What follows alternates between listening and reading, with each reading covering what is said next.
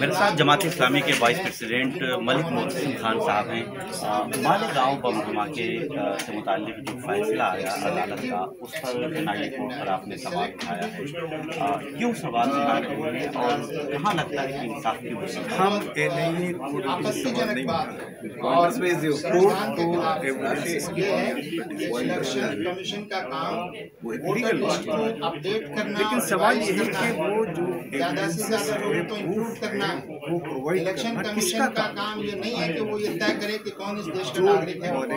Bomb blast हुआ, किसी को विदेशी साबित करने का अधिकार इलेक्शन कमीशन को नहीं पहुंचना।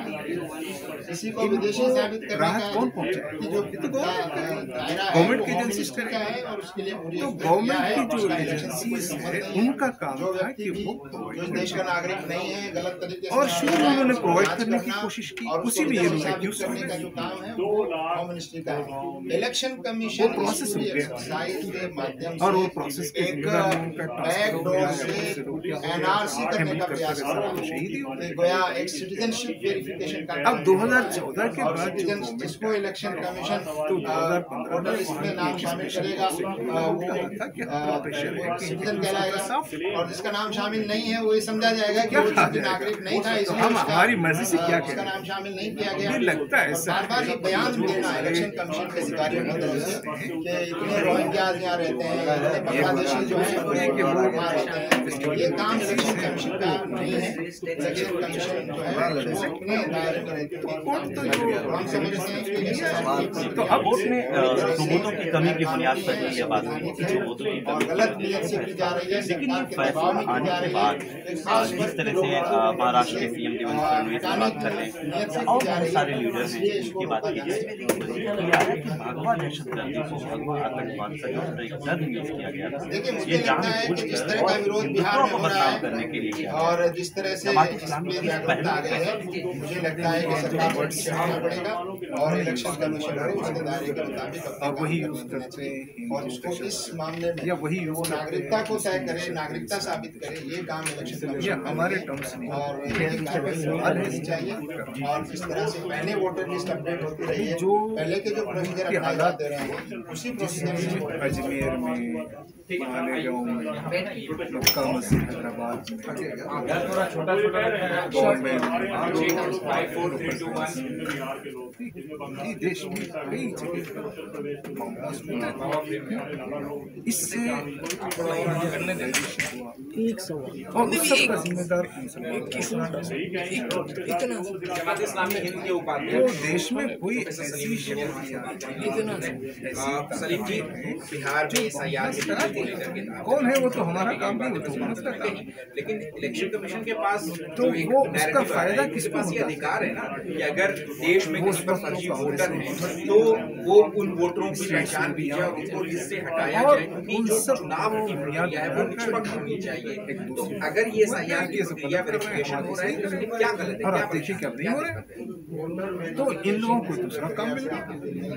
तो मतलब क्या कहना चाह रहे हैं कि उन लोगों के पास अब काम नहीं है, अब नहीं हो रहे हैं, दूसरा किसी को काम मिल विदेशी गया। साबित करना तो ये वो तो इलेक्शन कमीशन का यही तो सवालात हैं जिस पर हम नागरिकता का प्रमाण पत्र मांगना ये कि इलेक्शन मेरा कहने का मतलब ये इलेक्शन कमीशन तो कह भी नहीं रहा है, वो तो कह रहे हैं कि हम वोटर रिविजन कर रहे हैं। वही जिन लोगों के वोटर लिस्ट से नाम हटाए जा रहे हैं ये मानकर अब ये कहेंगे देश में देश के नागरिक नहीं है हो रही है।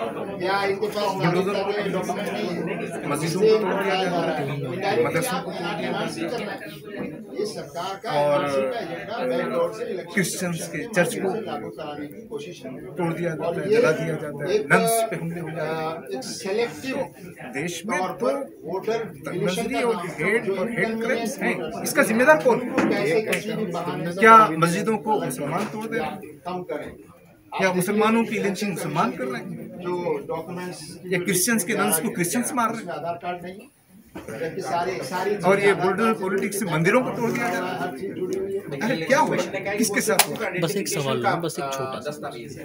एक मिनट, सिर्फ एक मिनट का जाना मालेगांव का फैसला इस पे वैसे भी नहीं मुजावर साहब आपने भी देखा जब होगा, राशन वो कार्ड बयान शामिल देते हैं क्यों कि नहीं मेरे ऊपर दबाव था, वहाँ पर जो पैन कार्ड RSS शामिल के क्यों चीफ नहीं हैं मोहन वहाँ पर भागवत, उनको आपका फंसाया जो गया। एम्प्लॉयमेंट कार्ड है वो अब शामिल क्यों इस पर नहीं? एक अलग तरह से तो सियासत जब आप इतने इम्पोर्टेंट डॉक्यूमेंट कि भारत के मौजूद हैं वो शामिल न का जो करें, डर यूज किया गया था वो आप लोगों की तरफ से नहीं, वो सरकार का सब जो कांग्रेस सरकार के उस वक्त पर सवाल उठा रहे हैं कि कांग्रेस ने मौजूदा को बदनाम करने के लिए इस तरह के काम किए। ये जो सारी चीजें आई, अब क्या देखते हैं, क्या मतलब आने वाला हम तो जनता है, हमारा समझना ये है कि टेररिज्म का, टेररिस्ट अटैक्स ये अपने चीजों को खुद नकार रहा है। 2003 में है तक या जो लिस्ट है में आना चाहता है, उसको मारेंगे। इसके पीछे क्या दलील है? क्या 2003 से पहले आपका जो जब 2003 के बाद 2005 में, तो इसलिए हमारा समझना है कि हमारे देश की 2015 में हुआ, जो पॉलिटिकल लीडर 2020 में हुआ बिहार में, वो समाज को क्या वो सारी सरकारें गैर कानूनी थी? मैं अभी दूसरा, और 2024 में उल्टी वोटर लिस्ट से पार्लियामेंट का इलेक्शन हुआ।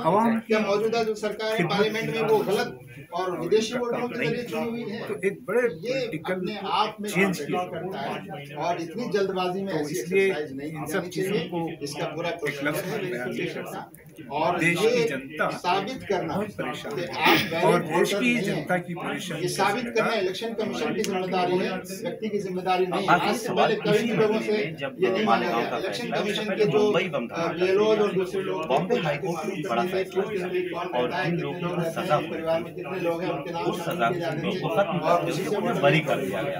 अब ये एक नया फैसले से आप मुतमईन हैं, एक फैसले पर आप और आप एक माहौल भी बना रहे हैं साथ साथ। यानी इलेक्शन कमीशन एक तरफ ये काम कर रहा है, दूसरी तरफ उसके अधिकारी बयान दे रहे हैं कि इतने विदेशी पाए गए, इतने बांग्लादेशी पाए गए, इतने लोगों के रोहिंग्यास पाए गए। ये पूरा पॉलिटिसाइजेशन और ये बयान जो है ये साफ नजर आ रहा है। वो तो 17 साल से झंडा है, इलेक्शन कमीशन को भी बताना चाहिए, ये उनकी सरकार को बताना चाहिए। इलेक्शन का अधिकार नहीं है। इस पूरी प्रक्रिया में कितने विदेशी पाए गए और वो कौन है और कैसे आप साबित कर रहे हैं उनको, ये नहीं बताया जा रहा। अच्छा, एक दूसरा मसला मालेगांव ब्लास्ट केस मामले में जो नई कोर्ट का फैसला आया, उसपे तमाम तरीके की बातें कही गई। गृहमंत्री ने यहाँ कह दिया कि कमी की बुनियाद आतंकवादी नहीं हो सकता। देवेंद्र फडणवीस ने ये कहा कि आतंकवाद कभी अफवाह नहीं था, न कभी था, न कभी है और न कभी रहेगा। इसके ऊपर क्या तो अभी गवर्नमेंट जाए देखिए सरकार तो मलिक मोहसिन खान साहब एक तरफ मालेगांव बम धमाका पर सवाल उठा रहे हैं कि